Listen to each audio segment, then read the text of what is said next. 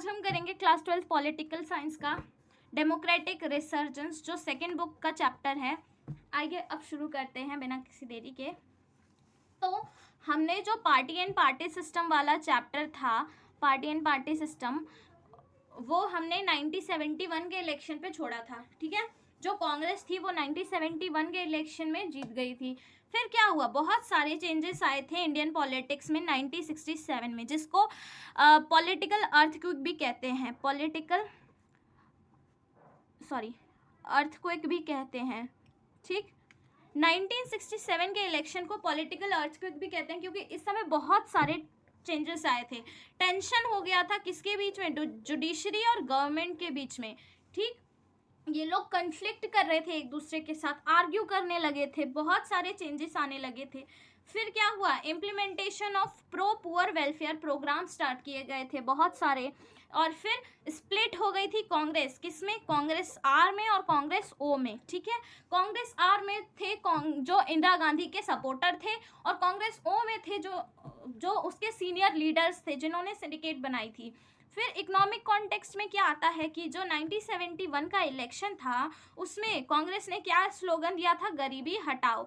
अब आज भी अगर इलेक्शन होता है तो लोग अपना पहले कुछ मोटिव दिखाते हैं कि हम इलेक्शन जीतने के बाद ये करेंगे, हम इलेक्शन जीतने के बाद वो करेंगे। अगर मैं आज इलेक्शन में खड़ी होती हूँ और कहती हूँ कि आप मुझे जिता दीजिए, मैं आपके एरिया में फ्री वाईफाई लगा दूंगी, चाहे कुछ भी, तो आप मुझे अगर जिताओगे तो उसके बाद आपको ये मतलब चाह होगी कि मैं आपके एरिया में फ्री वाईफाई लगाऊं। वैसे ही लोगों को भी यही लगा था कि गरीबी हट जाएगी। और फिर क्या हुआ, 71-72 में इकोनॉमिक कंडीशन बहुत ही नीचे आ गई थी, बहुत ख़राब हो गई थी। क्यों हो गई थी, बहुत सारे रीज़न भी थे इसके, जैसे कि बांग्लादेश क्राइसिस हो गया था 1971 में। हमारा पाकिस्तान से वॉर हुआ था, जिसमें हमने वेस्ट पाकिस्तान की हेल्प की थी, ईस्ट पाकिस्तान की में भी।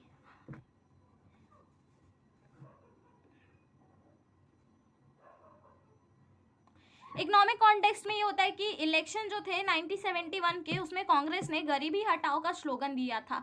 ठीक है, अगर मैं आज इलेक्शन लड़ती हूँ तो मैं आपको ये वादा करूँगी कि मैं आपको फ्री वाईफाई दूंगी, तो आप मुझे इलेक्शन जिताने के बाद आप चाहोगे कि मैं फ्री वाईफाई लगाऊं। ऐसे ही लोगों ने भी सोचा था कि गरीबी हट जाएगी। जो इकोनॉमिक कंडीशन थी 71-72 में, वो बहुत नीचे आ गई थी। क्यों आ गई थी, तो इसके बहुत सारे रीज़न भी थे।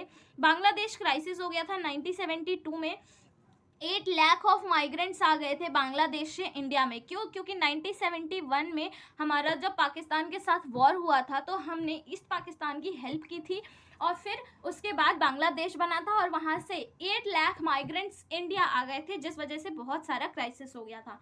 इंटरनेशनल सपोर्ट हमारा गिर गया था। जो यूएसए है, यूएसए ने हमें एडिंग करना बंद कर दिया था, अपने ऑयल के प्राइसेस हाई कर दिए थे।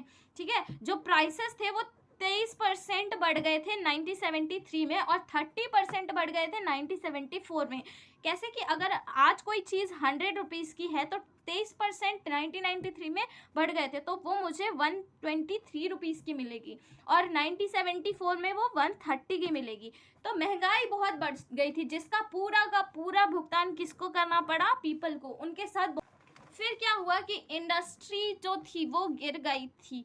ठीक है, और अनएम्प्लॉयमेंट जो था वो बढ़ गया था, इंडस्ट्रियल जो काम था वो बहुत कम होने लगा था। गवर्नमेंट ने जो सैलरी थी एम्प्लॉयज़ की, गवर्नमेंट एम्प्लॉयज़ की, वो रोक दी गई थी। ठीक, मॉनसून फेल हो गया था 1972-1973 के बीच, एग्रीकल्चर 8% तक गिर गया था।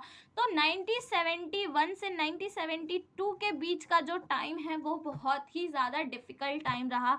जैसे कि अभी हमारा कोविड टाइम जैसे चल रहा था, तो इसमें गवर्नमेंट एम्प्लॉयज़ की सैलरी को रोक दिया गया था, उनकी सैलरी 3-3 4-4 महीने लेट आती थी। तो ऐसे ही उस टाइम पे भी हुआ था, स्टूडेंट्स ने प्रोटेस्ट स्टार्ट कर दिया था।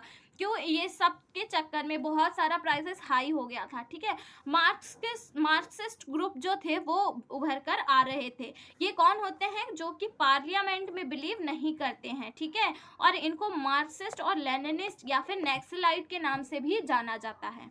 अब आते हैं गुजरात एंड बिहार मूवमेंट पे।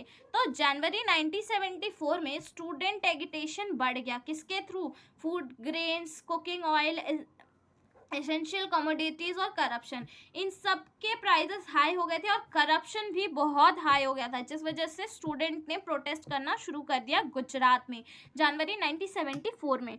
ठीक है, अब स्टूडेंट्स के साथ कौन कौन आ गया था, ऑपोजिशन पार्टीज भी आ गई थी, क्योंकि रूलिंग पार्टी में कौन था, कांग्रेस आ गई थी रूलिंग पार्टी में। फिर Morarji Desai lead protest in Gujarat and Jayaprakash Narayan in Bihar. अब ये दो प्रोमिनेंट लीडर जो सोशलिस्ट हैं वो उभर कर आए थे। जो मोरारजी देसाई थे वो गुजरात में लीड कर रहे थे और जयप्रकाश नारायण जो थे वो बिहार में लीड कर रहे थे। ठीक है, अब फिर आता है मार्च 1974 में बिहार में भी प्रोटेस्ट स्टार्ट हो गए थे। किस चीज़ के लिए, प्राइस राइज हो गया था, फूड सिक्योरिटी हो गई थी, अनएम्प्लॉयमेंट बढ़ गई थी और करप्शन भी बढ़ गया था हमारा, इस वजह से बिहार में भी मूवमेंट स्टार्ट हो गया। अब जो जयप्रकाश नारायण हैं उन्होंने टोटल रेवोल्यूशन कहा। ठीक है, उन्होंने कहा कि मैं तुम्हारे साथ बस एक शर्त पे आऊँगा कि ये टोटल रेवोल्यूशन होगा, सिर्फ बिहार तक ही सीमित नहीं रहेगा, ये all over the nation revolution चलेगा ये। ठीक है, इन सोशल इकोनॉमिक पॉलिटिकल कॉन्टेस्ट। ठीक, अब 1974 में क्या हो गया, रेलवे स्ट्राइक हो गई, जिस वजह से क्यों हो गई थी, क्योंकि रेलवे एम्प्लॉयज़ की सैलरी को बंद कर दिया गया था, रोक दिया गया था। फिर 1975 ने जेपी मतलब जयप्रकाश नारायण ने पीपल्स मार्च किया पार्लियामेंट तक। कहाँ पे किया, रामलीला पार्क में। आइए, अब conflict with judiciary, Keshavananda Bharati case. अब हम देखेंगे कि जुडिशरी के साथ गवर्नमेंट का क्या रोल था, क्या कॉन्फ्लिक्ट था। तो केशवानंद भारती केस जो था, इसमें ये था कि एक ये चीफ जस्टिस इंडिया की जो पोस्ट थी वो खाली थी और फिर केशवानंद भारती जी को उस पर आना था, बट 3 सीनियर मोस्ट जज को छोड़कर एएन रॉय को अपॉइंट कर दिया। ठीक है, ऐसा CJI, chief justice of India. ठीक है, और उस समय कौन था, इंदिरा गांधी की गवर्नमेंट थी। तो इंदिरा गांधी बेसिकली हम कहेंगे कि केशवानंद भारती को ना रख के उन्होंने किसको अपॉइंट कर दिया, एएन रॉय को अपॉइंट कर दिया, जिसमें बहुत सारी कंट्रोवर्सीज हुई, पॉलिटिकल कंट्रोवर्सीज, कोई कुछ कह रहा था, कोई कुछ कह रहा था। At the end high court ने क्या कर दिया, इंदिरा गांधी के इलेक्शन को ही इनवैलिड बता दिया। कौन से, 1971 के इलेक्शन को ही इनवैलिड बता दिया। ठीक, और ये केशवानंद भारती केस कब का है, अराउंड 1974 का। ठीक, तो इन्होंने क्या किया, इलाहाबाद हाई कोर्ट ने क्या कर दिया, इंदिरा गांधी के इलेक्शन को ही इनवैलिड कर दिया। तो अब इंदिरा गांधी को तो अपनी पोजीशन बचानी थी, तो उन्होंने क्या कर दिया, इमरजेंसी को ही डिक्लेयर कर दिया, क्योंकि still she was on the post of PM। ठीक है, जिसके हाथ में ये पावर है कि वो इमरजेंसी डिक्लेयर कर सके। तो 12 जून 1975 को जो जगमोहन लाल सिन्हा थे, उन्होंने ये जस्टिस जगमोहन लाल सिन्हा थे, ये इलाहाबाद हाई कोर्ट के जज हैं, उन्होंने क्या कर दिया कि इंदिरा गांधी के इलेक्शन को इनवैलिड बता दिया। उन्होंने कहा कि इंदिरा गांधी जो हैं उन्होंने गवर्नमेंट सर्विसेज का इस्तेमाल किया था ड्यूरिंग इलेक्शन। ठीक, और फिर ये पिटीशन किसने दायर किया, अब चीफ जस्टिस को थोड़ी पता है, चाहे किसी को थोड़ी पता है कि उन्होंने क्या किया था। तो ये पिटीशन किसने, राजनारायण जो थे उन्होंने पिटीशन दायर की थी, जो उनके ऑपोजिशन में थे, कि इंदिरा गांधी ने ड्यूरिंग इलेक्शन गवर्नमेंट सर्विसेज का इस्तेमाल किया गया है। ठीक है, ये राजनारायण कौन थे, एक सोशलिस्ट लीडर थे और 1971 के इलेक्शन में ऑपोजिशन में थे इंदिरा गांधी के। ठीक, अब बेसिकली जब इलेक्शन होता है तो जो मतलब रिप्रेजेंटेटिव होता है उसको कोई भी गवर्नमेंट सर्विस का यूज़ करना वर्जित होता है, मना होता है, उसको अपने दम पे इलेक्शन जीतना होता है। तो इन्होंने पिटीशन, राजनारायण ने क्या कहा कि उन्होंने गवर्नमेंट सर्विसेज का यूज़ किया था।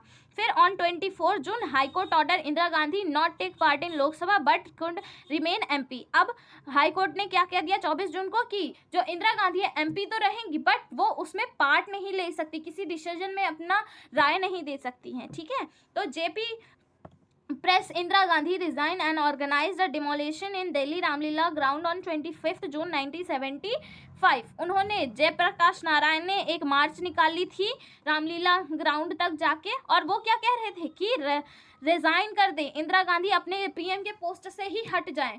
ठीक है, और उन्होंने नेशन वाइड सत्याग्रह चालू कर दिया था। Government declare state emergency. अब यहाँ पे बात आती है कि इंदिरा गांधी के एडवाइस पे जो प्रेसिडेंट थे, प्रेसिडेंट जो थे उन्होंने क्या कर दिया था, इमरजेंसी को डिक्लेयर कर दिया था। किस बेसिस पे इमरजेंसी को डिक्लेयर किया था? On the basis of internal disturbance, जो कि आर्टिकल 352 के तहत किया जाता है। अगर हमारे गवर्नमेंट के लीडर कोई भी डिसीजन लेते हैं तो उसके पीछे उनका रीज़न होना मस्ट है, क्योंकि अकॉर्डिंग टू कॉन्स्टिट्यूशन वो बिना रीज़न कोई भी डिसीजन नहीं ले सकते। तो उन्होंने इमरजेंसी डिक्लेयर तो वैसे अपनी पोजीशन बचाने के लिए की थी, बट उन्होंने बताया क्या कि इंटरनल डिस्टर्बेंस हो रहा है। किस वजह से इंटरनल डिस्टर्बेंस हो रहा है? जो स्टूडेंट प्रोटेस्ट कर रहे हैं under the leadership of Morarji Desai और जयप्रकाश नारायण, उससे इंटरनल डिस्टर्बेंस हो रहा है बहुत ज़्यादा। अब आगे देखते हैं है कि आर्टिकल 352 में अकॉर्डिंग टू कॉन्स्टिट्यूशन ये बताया गया है कि इंटरनल डिस्टर्बेंस पे या फिर ग्रेव क्राइसिस पे हम इमरजेंसी को लगा सकते हैं। ठीक है, अगर अकाल पड़ गया, भुखमरी आ गई तो हम इमरजेंसी लगा सकते हैं, या फिर कोई पेंडेमिक आ गया फॉर एग्जांपल कोविड, तो हम इमरजेंसी लगा सकते थे, बट उतनी बुरी सिचुएशन नहीं आई थी। ठीक, अब क्या है कि restriction of fundamental right during emergency. Emergency के टाइम क्या हुआ था कि फंडामेंटल राइट को रोक दिया गया था, तो रिस्ट्रिक्शन कर दिया गया था, मतलब सारे जितने भी फंडामेंटल राइट्स हम लोगों को मिले हुए हैं उन सबको बंद कर दिया था इमरजेंसी के ड्यूरिंग। Okay, 25 June 1975 PM recommended the imposition of emergency to the prime minister Fakhruddin Ali Ahmed. 1975 के टाइम तक कौन पीएम था? इंदिरा गांधी। उन्होंने क्या किया, अब वो उनके इलेक्शन को 1971 के इलेक्शन को इलाहाबाद हाई कोर्ट ने क्या कर दिया था, इनवैलिड बता दिया था। फिर जो इंदिरा गांधी है वो खुद तो इम्पोज नहीं कर सकती थी इमरजेंसी, तो उन्होंने क्या किया, फखरुद्दीन अहमद जो उस टाइम के प्रेसिडेंट थे उनको रेकमेंड किया कि आप इमरजेंसी अनाउंस कर दो, तो उन्होंने इमरजेंसी अनाउंस कर दी विदाउट एनी रिटन प्रूफ, बस अनाउंस कर दिया। ठीक है, तो इस टाइम में क्या क्या मतलब हम लोगों को प्रॉब्लम फेस करनी पड़ी। जो न्यूज़पेपर्स हैं उनकी इलेक्ट्रिसिटी को कट कर दिया गया ताकि वो कुछ उनके लिए छाप ना सके उस दिन। किस दिन? 25 जून 1975 को। और अपोजिशन पार्टी के लीडर्स को अरेस्ट कर लिया गया बिना ट्रायल के, बिना उन्हें बताए कि उन्हें किस जुर्म में अरेस्ट किया जा रहा है। ठीक है, अब इसके कुछ कॉन्सिक्वेंसेस निकल के आए, जैसे कि प्रेस सेंसरशिप लगा दी गई। ठीक है, बहुत लोगों को जेल हुआ, जो स्ट्राइक्स हो रही थी स्टूडेंट्स की, जेपी नारायण की, उनको बंद कर दिया गया। आरएसएस और जमाते इस्लामी जो एक ग्रुप था उसको बैन कर दिया गया। ठीक, यूज़ ऑफ प्रिवेंशन डिटेंशन। ठीक है, प्रिवेंशन डिटेंशन नाम का जो हमारे प्रिंसिपल्स हैं, डायरेक्टिव प्रिंसिपल्स और हमारे फंडामेंटल राइट्स में भी है कि हमें बताया जाएगा कि हमें किस जुर्म के लिए अंदर डाला जा रहा है, मतलब जेल में डाला जा रहा है, वो बंद कर दिया गया। हमें जिस पे शक है हम उसको डाल सकते हैं बिना किसी ट्रायल के। ओके, फिर आता है 42nd अमेंडमेंट। 1975 में 42nd अमेंडमेंट हुआ, जिस दौरान बहुत सारे चेंजेस हुए हमारे कॉन्स्टिट्यूशन में। इसको मिनी कॉन्स्टिट्यूशन भी कहा जाता है, मिनी कॉन्स्टिट्यूशन। ओके स्टूडेंट्स, तो अब देखिए क्या होता है कि इसमें बहुत सारे चेंजेस किए गए कि जो पीएम है वो डायरेक्ट कोर्ट में नहीं जाएगा, किसी भी पीएम प्रेसिडेंट जो है वो डायरेक्ट कोर्ट में नहीं जाएंगे अपनी सुनवाई में। ठीक है, और फिर कंट्रोवर्सीज हुई उसके बाद बहुत सारी। अब ये जो कॉन्सिक्वेंसेस हैं इनका बहुत हार्श पड़ा। ठीक है, बहुत ही ज़्यादा जो कहते हैं ना बहुत ज़्यादा तकलीफ हुई, जिससे वो यही सारी चीज़ें हैं। ठीक, अब देखिए क्या होता है। अब आपका जो ये प्रिवेंशन डिटेंशन है वो एनसीईआरटी के पेज नंबर 112 में दिया हुआ है, आप इसको एक बार रीड आउट कर लीजिएगा, बहुत इंपॉर्टेंट पॉइंट है। फिर कंट्रोवर्सीज आई रिगार्डिंग इमरजेंसी। अब आप लोगों ने देखा होगा पॉलिटिक्स है, उसमें बहुत सारी चीज़ें अच्छी होती है, बहुत सारी बुरी होती है, तो बहुत कंट्रोवर्शियल मामला है ये पॉलिटिक्स।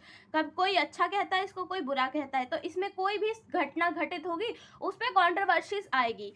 तो एक शाह कमीशन को अपॉइंट किया गया, किस लिए? ये इंदिरा गांधी के जो 1971 का इलेक्शन था उसको चेक करने के लिए आखिरकार इन्होंने कौन कौन सा गवर्नमेंट सर्विस को यूज़ किया। ठीक, फिर इंदिरा गांधी का जो मिसयूज कॉन्स्टिट्यूशनल प्रोविंसेस है उसके लिए शाह कमीशन को अपॉइंट किया गया। ठीक, अब सबसे मेन और इम्पॉर्टेंट टॉपिक है ये जो आपके आंसर राइटिंग में भी हेल्प करेगा कि हमें लेसन क्या क्या मिला इमरजेंसी से। तो सबसे पहला लेसन ये मिला कि इसने कहीं पे वीक किया और कहीं पे स्ट्रेंथ किया इंडियन डेमोक्रेसी को। ठीक, बहुत लोग कह रहे थे अब तो डेमोक्रेसी हट जाएगी, अब प्राइम मिनिस्टर की तानाशाही चलेगी, बहुत लोग कुछ कह रहे थे, बहुत लोग कुछ कह रहे थे। तो किसी किसी चीज़ में इसने वीक किया, किसी किसी चीज़ में इसने स्ट्रेंथ किया। ठीक, difficult to do away the democracy, अब हमारा डेमोक्रेसी के साथ चलना मुश्किल हो रहा था क्योंकि हमारी जो बेसिक डेमोक्रेसी की जो नींव है वही हिल रही थी कि सबको वोटिंग राइट का अधिकार है, सबके पास फंडामेंटल राइट है, वही सब छीने जा रहे थे। ठीक, और फिर advice to proclaim emergency in written, अब इससे हमें सबसे इम्पॉर्टेंट जो सीख मिली कि अगर इन फ्यूचर कोई भी इमरजेंसी का डिक्लेरेशन करता है तो उसको रिटन में देना पड़ेगा। ठीक, अवेयर अबाउट सिविल लिबर्टी, जो लोग थे, जो आम जनता थी, उनको उनके सिविल लिबर्टी की जानकारी मिली कि उनके पास कौन कौन से फंडामेंटल राइट है। तब तक ना लोगों को पता था कि उनके पास right to speech and express है, वो उनके पास बोलने का अधिकार है, उनके पास बहुत सारे अधिकार मिले हुए हैं। ठीक, अब आगे देखते हैं। अब आपका आता है पॉलिटिक्स आफ्टर इमरजेंसी। अब ये एक जो पड़ाव था इमरजेंसी का वो तो हो गया ख़त्म एट दी एंड। ठीक, अब उसके बाद क्या क्या पॉलिटिक्स आए, क्या क्या उसके बाद लोगों ने अपना अपना स्लोगन दिया, अलग अलग अपनी नीतियां अपनाई, वो देखते हैं। Save democracy slogan by opposition party, क्यों? क्योंकि इमरजेंसी पीरियड में हमें क्या लग रहा था कि डेमोक्रेसी हिल रही है, डेमोक्रेसी डगमगा रही है और हम डेमोक्रेसी के साथ आगे नहीं चल पाएंगे। फिर इन 1977 आफ्टर 80 मंथ इलेक्शन, ठीक है, जो 18 मंथ का इलेक्शन किया गया 77 के बाद तुरंत ही, Congress win only 154 seat and Janata Party make their party. Okay, अब क्या हुआ कि 1975 में क्या हुआ था, इलेक्शन इमरजेंसी को डिक्लेयर किया गया था। फिर 1977 में 18 मंथ के बाद जो इलेक्शन हुआ उसमें कांग्रेस की हार हुई क्योंकि उसको मेजॉरिटी नहीं मिली, 154 सीट मिली। ठीक है, और जनता पार्टी ने एक अपना गवर्नमेंट बनाया उस समय। ओके, अब आगे देखते हैं।